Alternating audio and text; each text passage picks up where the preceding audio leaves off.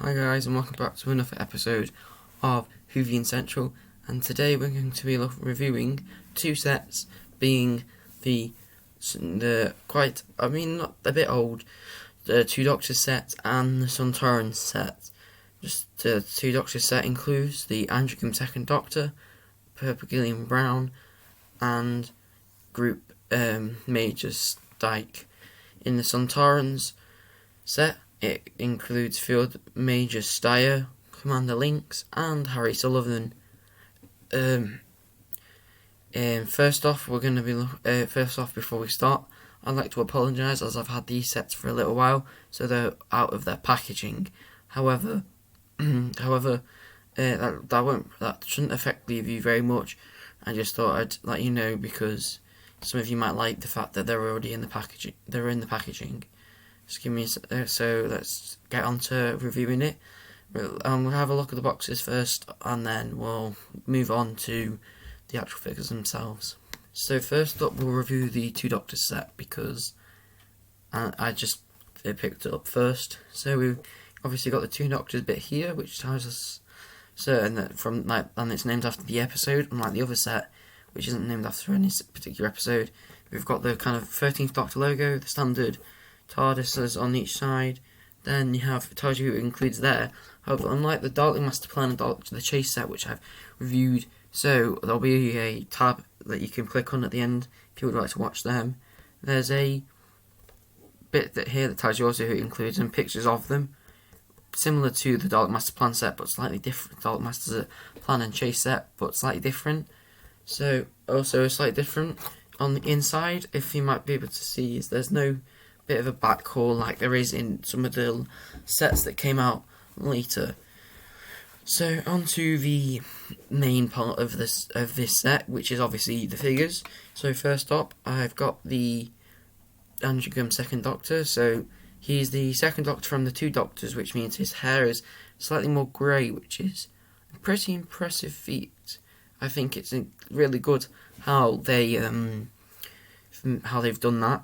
I think the second Doctor overall is pretty much the same body torso print and the same leg prints as the normal second Doctor that they'd printed already for the set. It's just a bit, they might have cleaned up a bit. I think the facial expression is amazing, and I like the little bit in the pocket, and the bow tie's amazing.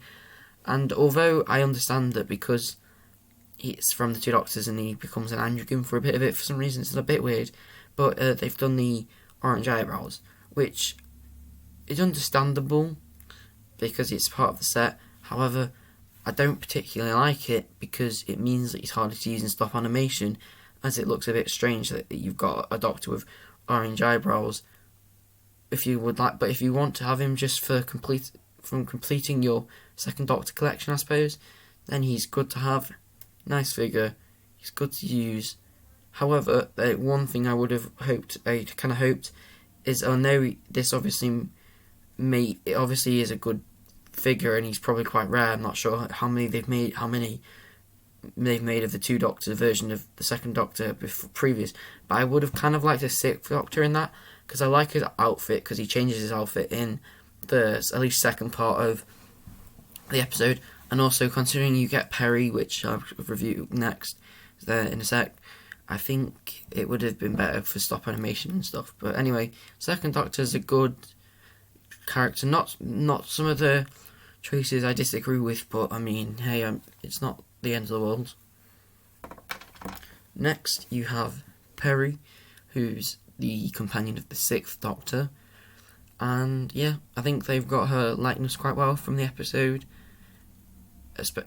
Especially when this Seville bit, this seems to look like the Perry that she wears when they arrive at Seville in Spain, and I think it's a nice location, and I think her outfit matches it, and I think they've done the outfit justice. You can see the belt and a little bit of the print there, and I like the shortest rolled up sleeves, and the hair's nice, and then they've kind of put like a little band at the top to make it more realistic. Good articulation, obviously. The articulation for most of these figures is pretty superb. However, the head And this happens on a couple of my figures, which you can't see because it kind of covers it, but if you get one of your own Perrys, or I think it happens on the Sarah Jane figurine from the 3rd and 4th Doctor Companions, her head, you can see the line where the torso ends and the head starts, and that kind of distracts me when I'm looking at my figures. But if you're looking at stop motion, it's probably not going to affect you because the head kind of has a bit of a shadow on it anyway. But I don't know, just something I thought kind of annoys me, but it's not a big thing.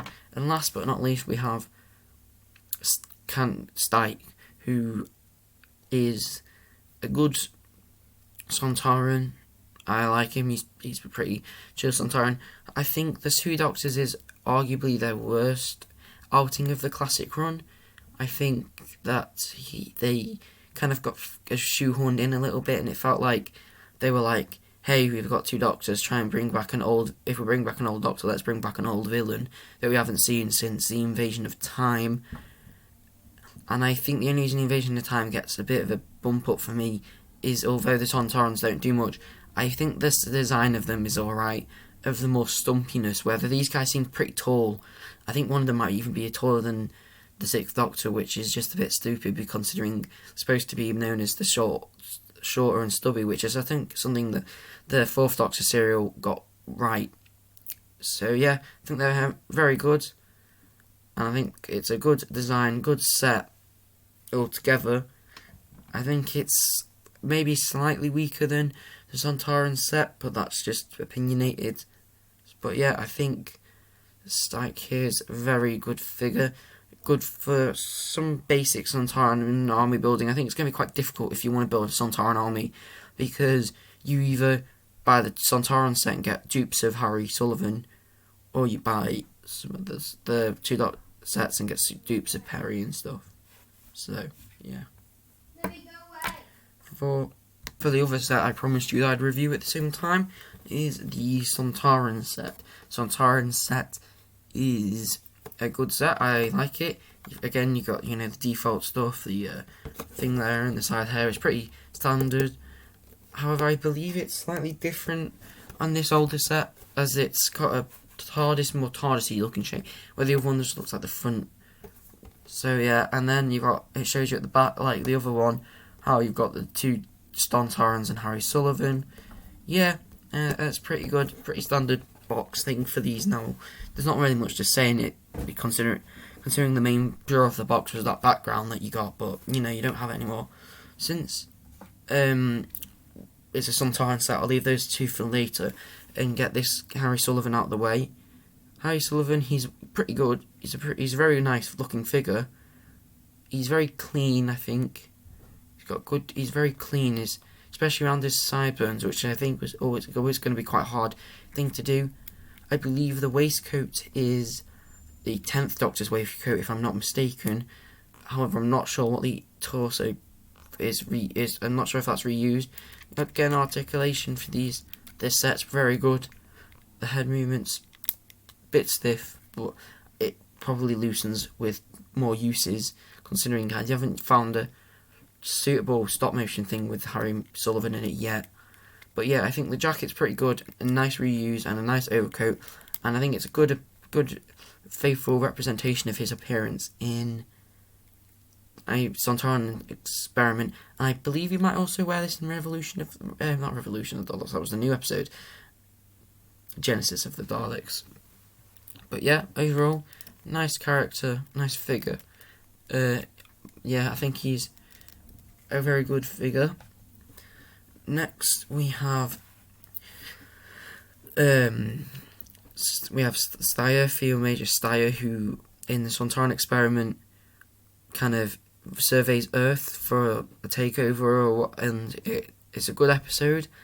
I think it's a bit underrated considering the fact it's wedged in between the Ark in Space and Genesis of the Daleks, 2 very well-known stories from Tom Baker's era, and so arguably people's favourites. So, considering Genesis is my favourite story of classic run, I mean, I can see why. I think he got his gun he uses, however, I'm not sure he uses it that much, he just kind of has it. But yeah, articulation for the Sontarans is pretty good. The helmet doesn't move, which is sad because of the way it's popped on, but still, I believe it's still quite a it's still alright. You don't really need it to move, do you? Especially if you've got 3 Sontarans, then you can just have one with your helmet off, as you'll see I have Styke's helmet off. Not Styke's, Lynx's helmet off, sorry. Yeah, and I like the little tripods they've all got on their thing, or communicators, which they all have. Yeah, and I think, personally, for me, this is the best Sontaran story with him in. I think, over the new Who fan, it's a lot nicer, because it's a kind of it is a normal new Who story with one part 40 minutes, this is a 2-part 25 minutes, which is good. So, yeah, I think, overall, the back print is amazing. The leg prints and the little leg shoulder things are very good. So yeah, this is also part of the story, which is a bit of infamous for the fact that Tom Baker broke his collarbone, so we couldn't do any fight scenes, which is pretty funny. I think the one gripe I have with this figure is his hands so clenched, so tight. It's hard to wedge in the gun, and I haven't managed to get it in properly, because I'm fear of scraping a bit of paint off or something, so which might happen. So be careful if you want to have the gun in his hands. But yeah, apart from that, he's a pretty good figure. And lastly, a lot of people's favourite Sontarans stories figure is Commander Lynx. As you can see, Commander Lynx hasn't got his helmet on, and he's got it. I've got it here. It's a pretty good helmet. It's similar to Styke's helmet, but it's not got that weird darker section where over those. The Sontaran head looks amazing. The eyes are done pretty well. He does kind of look a bit derpy in my opinion, but that's probably just because of his tongue kind of sticking out a little bit, which is what he kind of does look like anyway. Then he's got his gun, which he uses multiple times, which I think is more justified. I think if a gripe about the Sontaran experiment, which I had, was the gun felt like it was shoehorned in there because this was used so much in Sontaran, the Time Warrior, which they're like, oh, it didn't make sense that one has a gun but the other didn't really have a gun, so considering they're both dealing with humans and fighting in the war. So I think that was something that was a bit of an issue. But yeah, you can put the helmet on by sticking it in there. However, I find, as this is the biggest gripe, I think this is the biggest downfall of the sets in my opinion, is the helmets are infuriating to get on to the head. It takes a lot of force to put them on. I think when I made it, I kept it off for 2 reasons. I wanted to have a Sontaran with a helmet off so I could move his head. I couldn't get it on in the first place. It was really difficult to get on. So, yeah, that's the only gripe I have with this Sontaran. Now, I believe, apart from a couple of minor details, that both Styke's and Styre's, both Lynx and Styre's outfit are the same, apart from this little bit of a headpiece there. And then Styke's arm shoulder pieces are also slightly different, but they're mainly the same, so it's not that difficult to repeat them, I suppose. And if you want to make some custom stuff, it's not that difficult. But yeah, I think the big downfall of them is the fact that they can't really for some reason they have difficulties putting the helmets on. Which isn't a bad thing, because the helmets stay on quite well when you've got them on, but when you don't have them on, it's a big pain. Along with the gun, the gun that Styre has is another big thing.